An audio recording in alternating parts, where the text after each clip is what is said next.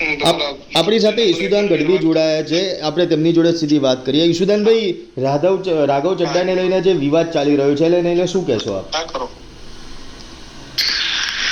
જો એક વસ્તુ બહુ ક્લિયર છે કે સાંસદ બનાવ્યા પછી રાઘવભાઈએ જે દેશના મુદ્દાઓ ઉઠાવવાના હતા, રાઘવ ચડ્ડાજી, એ ક્યાંક એમાં કાચા પડ્યા.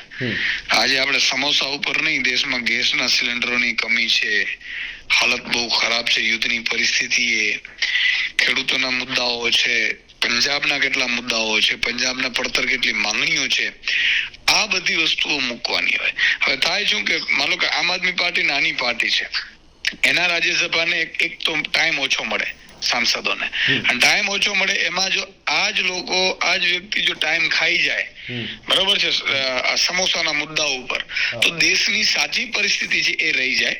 એટલા માટે થઈને પાર્ટીએ એ લાઈન લીધી છે કે ભાઈ આપણા માટે. અને બીજું કે જ્યારે વાત હતી આની લોકતંત્ર બચાવવાની, પશ્ચિમ બંગાળની ચૂંટણીમાં જે મતદાન કરવાનું હતું ત્યારે આમણે સાઇન નથી કરી. જ્યારે વિપક્ષ વોકઆઉટ કરે છે આમ આદમી પાર્ટીના સાંસદો, ત્યારે પછી પોતે બેઠા રહે છે. એટલે આ તો એક ડર પેસી ગયો એવું મને લાગે છે. એટલા કારણે એમણે આ બધી સ્થિતિઓ કરી હશે, એટલે પાર્ટીએ આ નિર્ણય લેવો પડ્યો છે. ઈશુદાનભાઈ, એમની વફાદારી ઉપર સવાલ ઊભા થયા છે કે અરવિંદ કેજરીવાલજીએ અને આખી પાર્ટીએ જે જેલમાં હતા અને કોર્ટમાં જે ચક્કર લગાવી રહ્યા હતા, ત્યારે રાઘવ ચડ્ડાજી તેમાં પણ ગેરહાજર જોવા મળ્યા હતા. એટલે ક્યાંક એમની જે વફાદારી છે તેની ઉપર પણ સવાલ ઉઠી રહ્યા છે.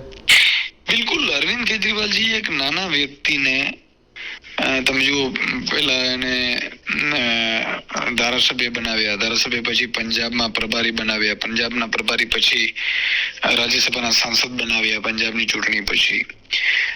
અને ત્યારે જ્યારે પાર્ટીની જરૂર પડી ત્યારે એમની ક્યાંક ને ક્યાંક એમાંથી એની હતી, મને એવું લાગ્યું કે ભાઈ કેટલીક જગ્યા ઉપર એમની ગેરહાજરી જોવાતી હતી, આંખે વળગતી હતી.